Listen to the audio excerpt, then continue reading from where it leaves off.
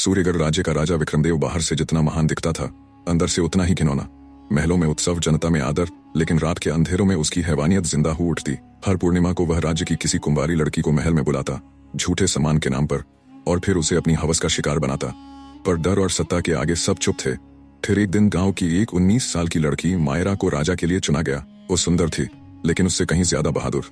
मायरा जानती थी कि यह सिर्फ सम्मान नहीं बल्कि एक नरक यात्रा है, लेकिन उसने जाने का निर्णय लिया, पर आत्मसमर्पण के लिए नहीं बल्कि बदलाव के लिए। महल में प्रवेश के साथ ही उसने सब कुछ गौर से देखा। महल की संरचना, पहरेदारों की चाल, और सबसे जरूरी, राजा की कमजोरी। राजा जब मायरा के करीब आया तो वो डरने का नाटक करने लगी और धीरे धीरे उससे संवाद बनाकर उसे नशे की शराब पिलाई। उस रात राजा सो गया गहरी नींद में। मायरा ने मौका नहीं गंवाया। वो महल की ऊंचाई पर चढ़ गई, जहां से पूरा राज्य दिखाई देता था। वहां से उसने अपनी आवाज में पूरे अन्याय को उजागर किया। जोर जोर से चिल्लाई, ये राजा भक्षक है, रक्षक नहीं। पहले तो लोग हक्के बक्के रह गए, लेकिन जब महल के सेवकों और कुछ पुरानी पीड़ित लड़कियों ने भी हिम्मत दिखाई, तब सच की आंच फैल गई। राजा को उसी रात पकड़ लिया गया। जनता ने विद्रोह कर दिया और राजा को न्याय की अदालत में लाकर आजीवन कारावास दिलवाया।